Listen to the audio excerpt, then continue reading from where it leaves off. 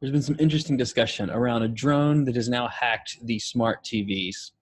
Now, this is a really interesting because it combines multiple technologies. And at DEF CON, which is the hacking conference where this was shown, we always get some really great news and some really interesting things that come out of that. But let's look at this one a little bit closer. So yes, you could spoof with a broadcast transmitter to transmit into any smart TV, and it will accept it because there's no authentication protocol on our television systems. Now, would people do this? Will people be driving around or flying drones that will with transmitters? It's pretty limited in what you could do with it.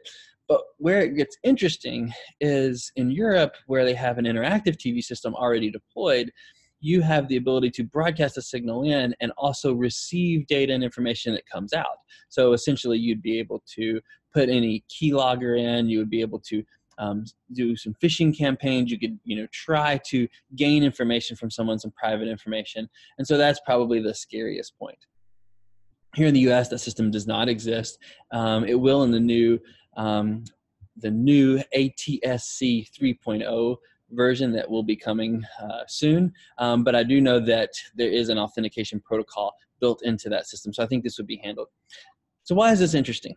Why do I care? Well, I care because in the efforts of innovation, we're always trying to push things forward, and we may sometimes miss certain things like accessibility, and we may skip over potential security flaws because we're in the effort of innovation, speed, and novelty. But it's important that we keep these concerns top of mind, especially when we're dealing with people putting in information and logging into systems.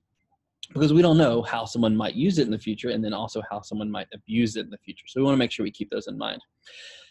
Am I worried? Not really.